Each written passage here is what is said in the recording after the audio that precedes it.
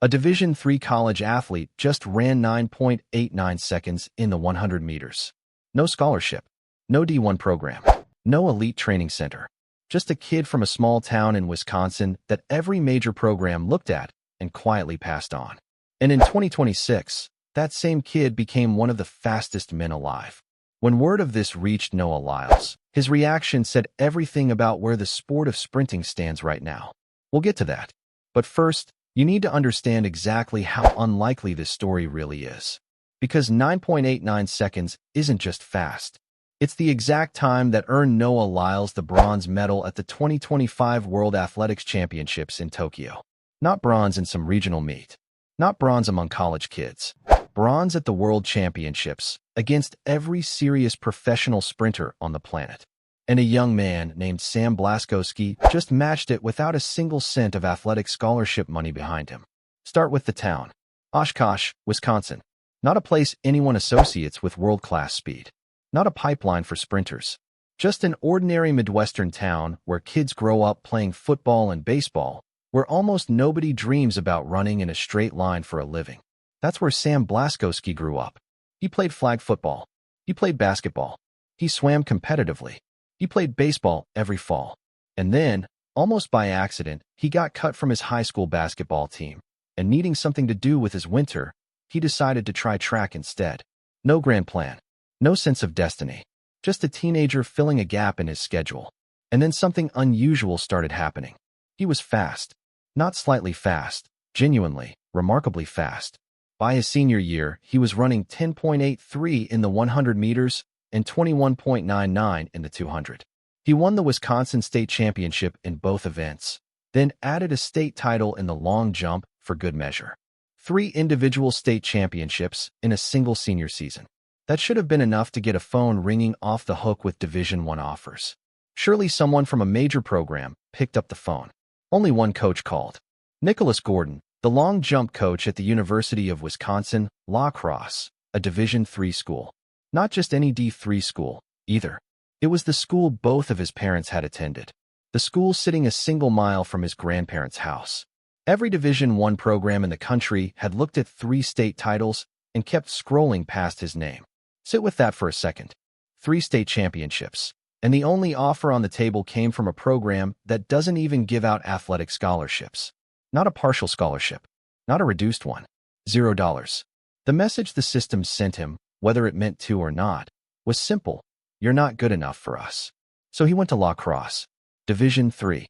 The tier of college athletics where almost nobody outside the school itself is watching, where times don't register on the radar of the Diamond League, where even winning a national championship barely registers outside a small circle of people who follow that level closely. And once he got there, he started breaking records almost immediately. As a freshman, he won the D3 national title in the 100 meters. Then he won it again, and again, and again. 4 straight national titles in the 100 meters. 3 in the 60 meters. 3 more in the 200. By the time he graduated, he'd collected 11 individual national championships. One of the most decorated sprint careers in Division III history. And almost nobody outside that world noticed. Here's why. Winning a D3 national title in the 100 meters usually means running somewhere in the range of 10.2 to 10.4 seconds. That is legitimately fast by almost any human standard. But it is nowhere near the times required to make a world championship final. The gap between D3 nationals and the Olympic trials is already massive. The gap between D3 nationals and an actual world championship final is close to a different sport entirely. So the honest question hanging over Blaskowski's whole career was simple and a little brutal.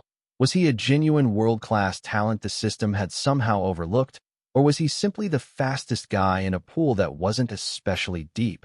Someone who'd hit a hard ceiling the moment real competition showed up? Nobody actually knew the answer. Then he showed up at the 2024 Olympic trials and lined up against the best sprinters the United States had to offer. He didn't make the team, but he held his own on that track. Close enough that people who follow the sport closely started to take notice for the first time. And here's the part of the story almost nobody knows. The part that explains exactly who Sam Blaskowski is as a person. After wrapping up a college career with 11 national titles, he faced a decision. He wanted to turn professional. He wanted a real answer to the question that had followed him his entire career. Was he actually elite or not? To find out, he needed to move to Florida and train under Dennis Mitchell, one of the most respected sprint coaches in the country. The man who had coached Sha'Carri Richardson to a world title in 2023, who worked with Kenny Bednarik, who had built a career out of turning raw talent into world finalists.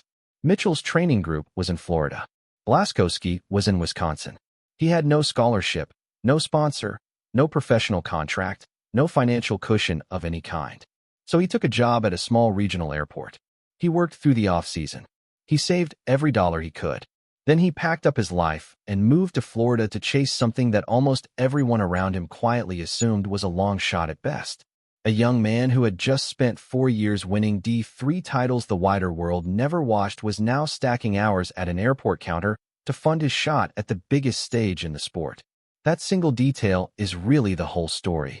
Once in Florida, he trained alongside Mitchell's group, alongside Sha'Carri Richardson, alongside Kenny Bednarik, the man who had finished fourth at the 2025 World Championships.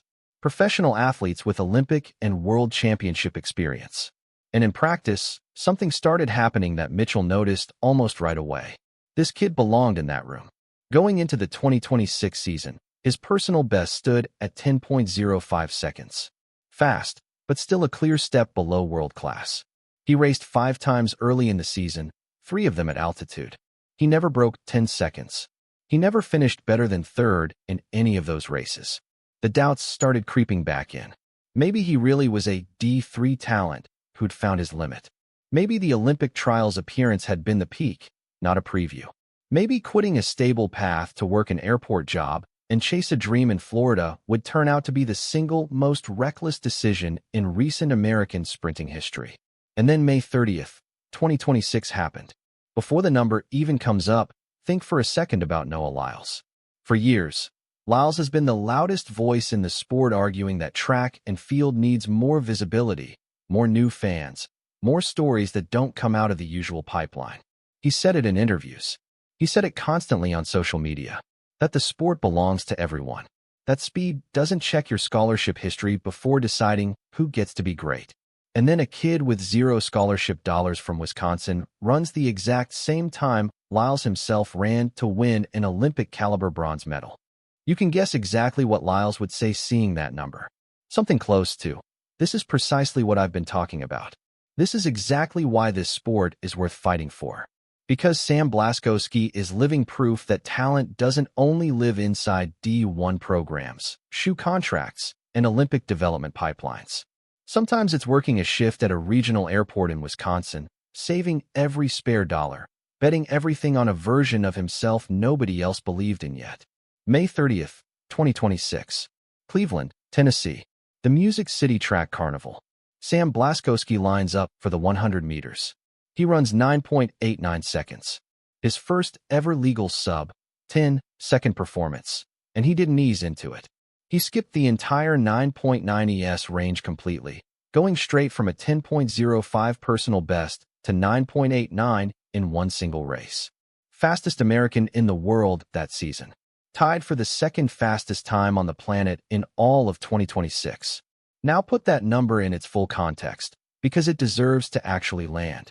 At the 2025 World Athletics Championships in Tokyo, widely considered one of the greatest 100-meter finals in years, Seville took gold in 9.77. Kishane Thompson took silver in 9.82. And Noah Lyles, an 8-time world champion and Olympic gold medalist, arguably the most dominant sprinter of his generation, ran 9.89 for bronze. That is the exact same time Sam Blaskowski just ran in Tennessee. If he had been standing in that Tokyo final, he finishes third at the World Championships.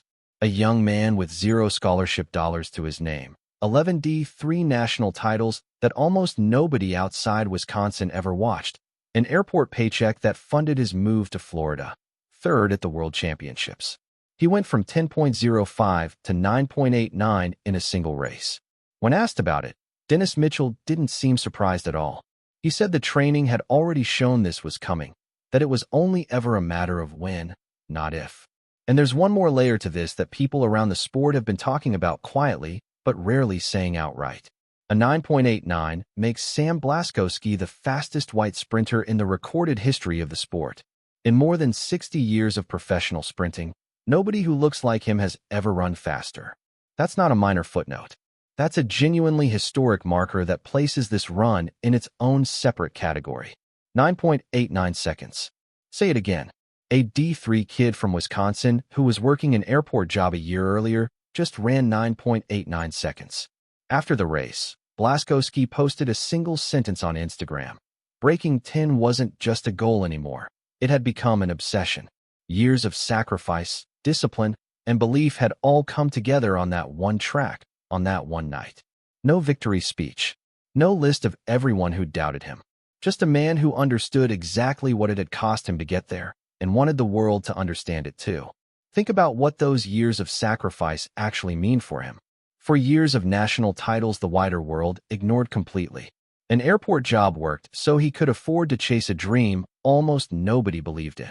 A move to Florida, away from his family, away from the grandparents living a mile from his college campus, away from everything comfortable and familiar.